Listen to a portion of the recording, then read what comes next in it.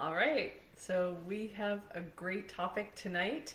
We're going to dive into a lot of different things, but we're going to keep it focused as well. So today we're going to be talking about our employees who don't take accountability, making you unhappy as a business owner.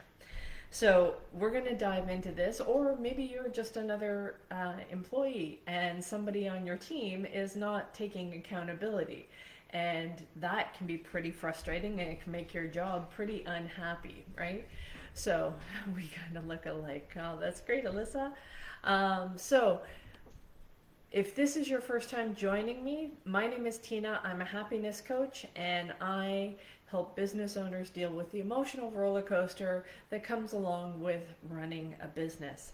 And I do this as a trauma informed approach and I help with giving my change management experience. So, my goal on this training is to be able to provide you with some insight, something that you can actually take away and apply to your own business today to help make you happier, make the people around you happier as well. So, let's get started. I'm sure that you've been in situations where you maybe you run a coaching program and maybe your customers are not taking accountability, and so maybe you set up an accountability buddy for them, or you set up some sort of way to keep them accountable, and we have to hold them accountable, right? And a lot of customers are actually looking for this kind of stuff. But this isn't actually a good way of doing things, because I am a firm believer that accountability programs are really setting up codependent relationships, and that is not a good thing, and that will ultimately, it cripples the person that is receiving the accountability, and it also hinders and slows down the person that is providing the accountability. And you might be like, no, Tina, that's not right. I've seen accountability work time and time again. And I'm like, yeah, maybe it's a little bit profitable to have somebody being codependent, because then they can't leave. They need you.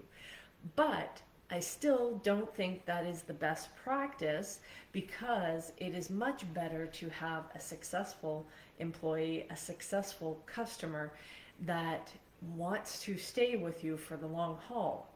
And the only reason that you're not viewing that way is because your vision is not big enough. You don't have a plan beyond what they can actually do for the short term. So we want to be able to understand the difference between holding somebody accountable and somebody taking accountability. There's a very, very big difference for that. And so think about it. If you have to hold somebody accountable, that takes energy from you, that takes, and then it also makes them unhappy. Imagine if somebody is making the same mistake over and over, and you're trying to hold them accountable. They don't seem to be doing the thing that they said that they were going to do, but they didn't do, right? Because that's the whole reason that you even have an accountability thing in the first place, because if they could just do it, they wouldn't need accountability, right? So it is basically ends up causing this whole beating a dead horse kind of situation, where you're constantly having to keep them on track. And what that does, it sets up the expectation, one, that they can't do it on their own, that they must have you to be able to keep them accountable, hold them accountable, or have somebody on your team that holds them accountable, kind of thing. Versus somebody who takes accountability. Now, somebody who takes accountability, they understand why they're doing it. They are self-motivated to take that on their self, because they see an ultimate benefit for it. So if you are having to hold somebody accountable for something, you haven't communicated clearly enough what it is that's in it for them, of why they would want to do this in the first place, why they would want to take accountability rather than being held accountable. And being held accountable is much more of a fear-based kind of energy where, you have this expectation. You are setting up this expectation that they will fail, they will not make it, that they need that accountability rather than the expectation of course, they're going to take accountability. Of course, they're going to take ownership. That is normal, right? Like if you act in that kind of way, people will rise to the level of your expectations. And if you believe that they can't, then they will always fall short, right? I'm not sure how many people are following on Facebook. Facebook people tend to go to sleep earlier. So, does that make sense of understanding the difference between holding accountability and taking accountability? And let me ask you, which of those two people would you want on your team? The person who takes accountability or the person that needs to be held accountable? I would take the person that takes accountability. Okay? So, let's walk through an example of something. Like, say we have an example of somebody who comes in late. Okay? I've been guilty of this myself. So I'm a bit of an expert on this, and I've been on both sides where I have to hold somebody else accountable for showing up late. So, and we'll get into some issues on those kind of things. And I'll call myself out, have no problem with that. So, when we have somebody who's coming in late, and they come in, it's like, oh, I hit a bad batch of traffic, and this truck was in front of me, and it was going so slow, or there was an accident, there was this, there was that, whatever it is. Like, they have some sort of reason or explanation as to why they were late, right? And so the first time that happens, it's like, oh, okay, that's understandable. That's an explanation. When it starts happening again and again and again, then for the receiver who's being told the explanation, it starts to feel like excuses. Whereas the person that is experiencing it, they're the one who created the problem. To them, it's still a one-off incident. They're not really seeing the whole context, right? So the person who's receiving the explanation as to why something happened or why something didn't fall through, what'll happen is, because we don't have all the details, we have a limited, narrow experience. We're only seeing our receiving end, the receiving end of what the results are. They came in late, now we're frustrated. The first time we let it go, the second time it happened, it's like, okay, well, that sounds like a reasonable explanation as well, but now this is the third time, the fourth time, the fifth time, whatever it may be, and we might be like, okay, this person needs to be held accountable, right? And then you try to set things up to try and make sure that they are coming in on time. And that is going to set up that codependent. You're always going to have to stay on that person versus creating conditions for them to want to. Okay, one and only. For them to want to come in and be on time so that they take accountability, they take ownership rather than being held accountable. So there's a big difference.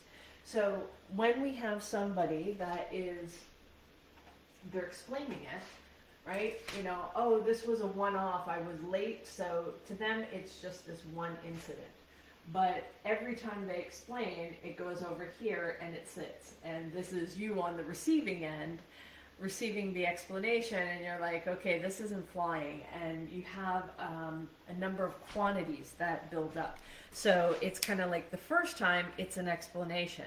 The rest of the times they start adding up to excuses. However, you have to remember, for the person that is going through that experience, to them, it's still a one-off. And so one of the things that we have to do is help expand their vision by providing them more data.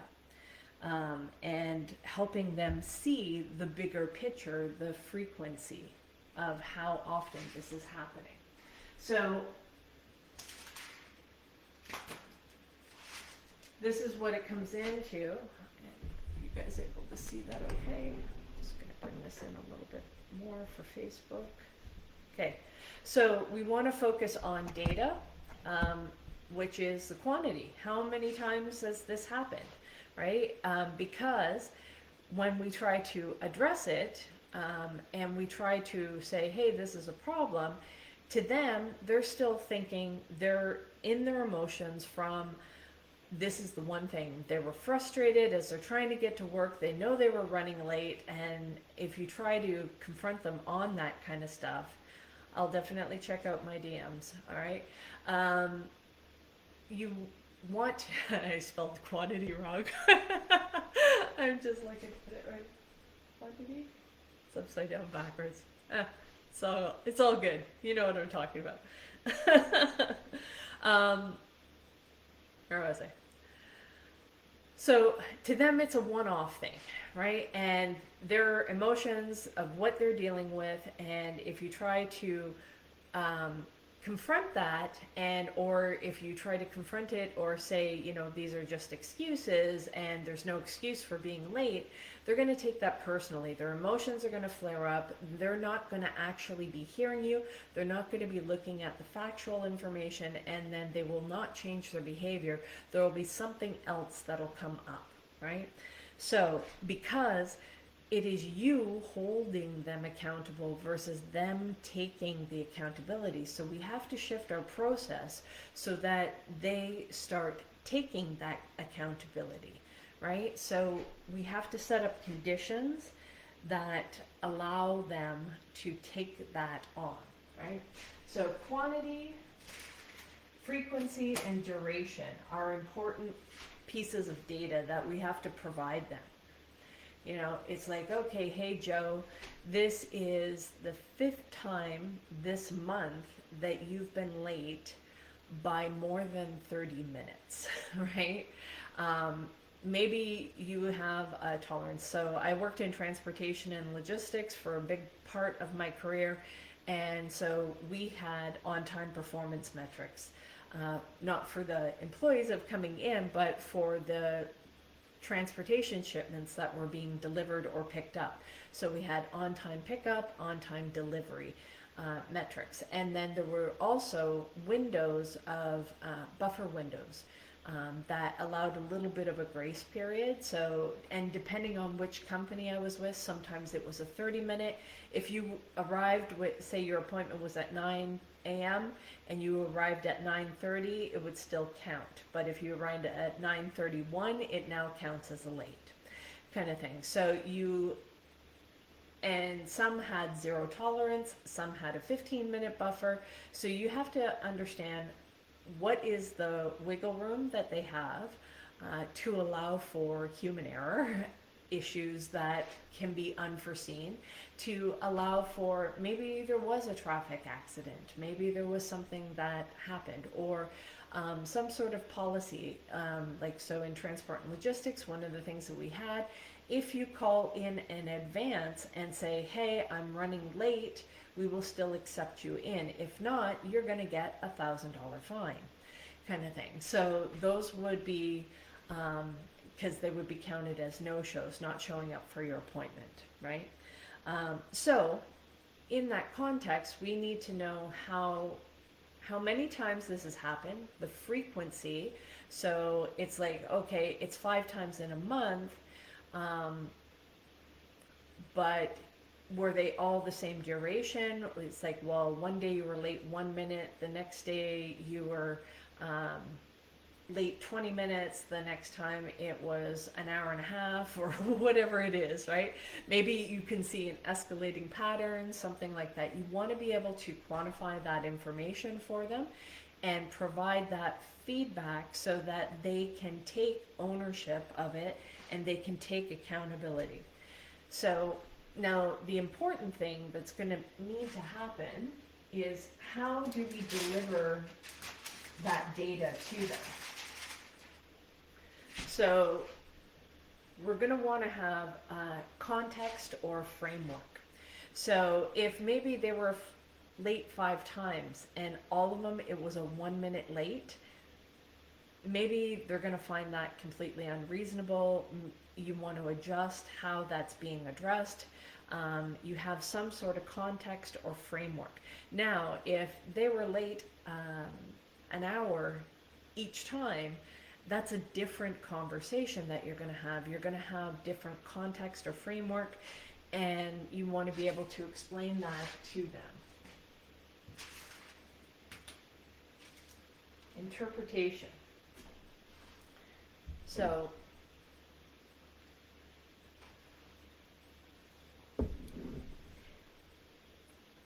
we want to be able to interpret the data correctly, and we want to be able to provide them that information so that they are receiving the information from us and interpreting it properly. So helping them understand what kind of consequences or kind of fallout is happening. I know for me, one of the things that helped is making sure that there is a good legitimate reason, because of, hey, when you don't show up on time, these are the things that we are not able to do. We had this situation where you weren't here, a customer had called, they didn't have the information, they didn't have anybody there to help support them, and this is what we need you here for. And so it gives them a reason of why this information, and it's not interpreted as an attack, it's more factual, and we are interpreting the data correctly instead of making it a personal attack, right? So, and don't collect data just to weaponize it and go, aha, I knew you were messing everything up, because that has a whole different context, and you're setting them up to be on the defensive rather than setting up an environment that they are going to want to take accountability. Because I know, and if you treat your employees like they want to do a good job and you assume positive intent, that they aren't doing this deliberately, but they may not be aware of how their behavior is having an impact on the whole. And so if they feel that they are insignificant, they are going to behave insignificantly. They're going to think that their actions or lack of action is not going to matter. So it's really important on how we treat the employees to make sure that they want to take accountability, because we actually need them. And when you convey it that way, rather than you're a fuck up and you just have to follow the rules, it's a very different energy. It's like, man, we really need you here at this time. We are counting on you. This is important for us. Now, you're not trying to guilt trip, because that could trigger some sort of, parental trauma that they have. And then the last thing is we want to make sure that they have a clear path to the solution of what it is that they need to correct. Maybe it's like, you know what, Tina, 30 minutes late is too much, right? We can understand 5 minutes, 10 minutes, but this is kind of getting a little bit out of hand. So what we want you to do, we understand maybe you're dropping off your kids and it takes a little bit extra, or something's going on, right? Maybe you understand their circumstances, their situations, and so you're offering some sort of tolerance for their humanness, if you will, but you're also saying, hey, I need it within this framework. And maybe your tolerance is that there is no tolerance. Like, it's a zero, you must be there on time. And that's fine. You're allowed to run that business whatever way. And I can definitely see, depending on the situation, what kind of career you have or what kind of role you play in the company, it's a big difference of if somebody doesn't show up on time, right? So, what we need to do is make sure that when we're providing data, that we're providing context and framework of why this data is important. We're providing an interpretation that it's not a personal attack, that we are basing it on facts, and we are also offering a clear path to the solution of what we need to see them do going forward, rather than just, and another thing is, instead of telling them what it is, it's like you can provide them what the expectations are, and then you can ask them what their plan is for correcting this and what they see as the solution. How are they going to do things differently, rather than you providing the solution? Because again, we want to avoid setting up that codependent kind of relationship, right?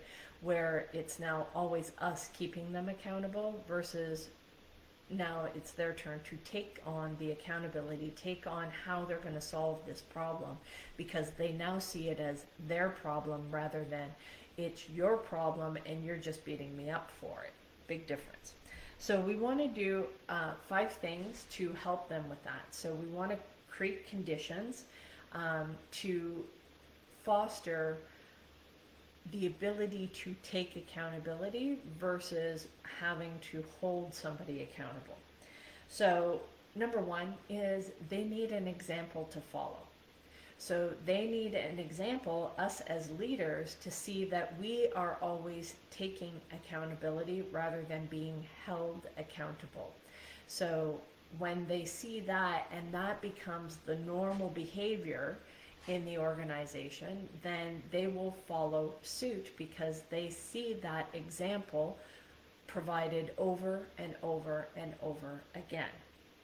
So, the second thing is they need to have that clear understanding of whatever it is that we're trying to hold them accountable for. It's not, we can tell them why, but it's more important that they tell us why it's important for them, right? And so if they don't understand the reason the rule is in place, or the reason that this thing is important, then they will not want to take that accountability, or they may have something else that is they think is more important than that. So it could be an issue of prioritization, right? So they know being on time is important, but they also know not yelling at their kids is important, and maybe their kids were being difficult and they didn't get out of bed on time, or they were struggling, or whatever it was, and they were trying to get to work on time and it didn't happen, right? I know this happens for me with the vet. I try to be on time, and sure enough, when I go to grab one of the cats to put them in the crate, they take off, because as soon as they see that crate, they take off, they're gone, right? And so you have to hunt them down. So that being said, I know that's going to happen, so I need to change my behavior, take ownership of, okay, sometimes I can get them in the crate right away. Other times, they're gone.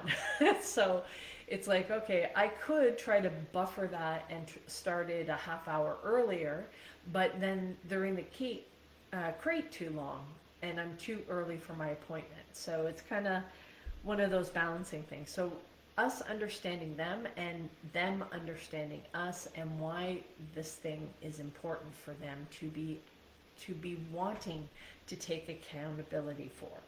Okay. Third one is we want to remove any particular obstacles. So maybe in your conversation, while you're trying to understand their situation, why this is happening, and it's kind of tipped the scales and we're now not happy, we want to be able to understand why that's happening. And maybe it's like, oh, well, I have to drop my kids off here, and it's I can't drop them off earlier than this time, and I can't drop them off later than this time. So it's like I have this narrow window, and by the time I come back with traffic, I can't seem to make it on time. So maybe part of the solution, or the obstacle, isn't that they don't want to be on time. It's that this isn't possible for them. So maybe changing their start time might be the better solution. right? So you want to be able to remove whatever obstacles that you can from the situation. And you want to give them, number 4 is give them autonomy on how they're going to solve the problem. So this is kind of what I had touched on with the data and the deliverables, being able to, for them to foster their own solution, and instead of beating them up of like, hey, it happened again, clearly your solution didn't work. You don't want to go down that road, because that again creates that defensiveness. It's like, oh, okay, doesn't seem like this worked, or maybe it did work a little bit. Maybe instead of being 30 minutes late, they were only 10 minutes late, right? So to them, they're thinking, well, I did way better. Again, but with us, it's on this side. The scales have already tipped, and we're frustrated and we're unhappy with this kind of result. So you want to be able to kind of narrow that in and get them on track. Or, I just got this like overwhelming sense that there's some business owner out there right now that's going, or we could just fire them and they can get their ass in on time, right? That's perfectly okay if that's how you want to run the company. But if this person is good, because the problem is if you deploy that kind of strategy, then you have to do it across the board. And guess what? Your top performer, favorite employee, whatever, could be one of the ones that all of a sudden they get stuck in traffic and they're late, and now you can't give them any leeway, right? You can't give them any understanding, right?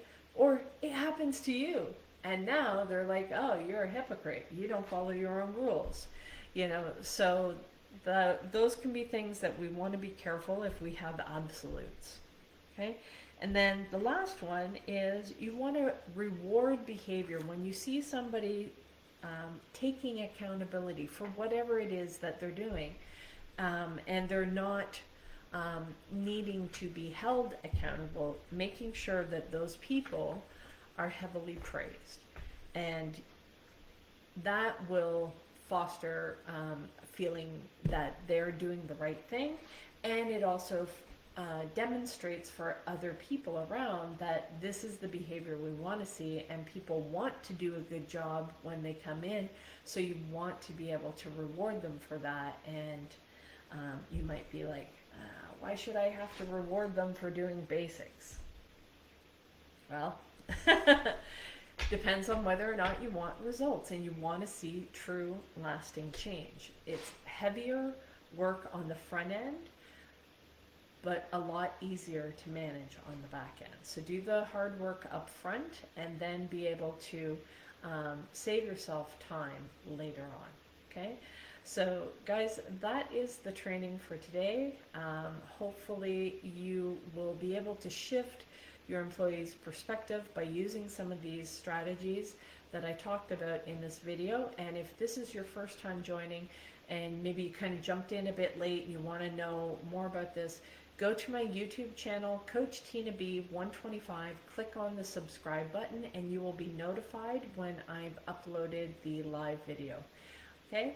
And work towards fostering an environment that people are wanting and willing to take accountability, versus having to hold people accountable and creating those codependent relationships that you will constantly have to enforce. So, guys, thank you very much, and we will talk to you again tomorrow.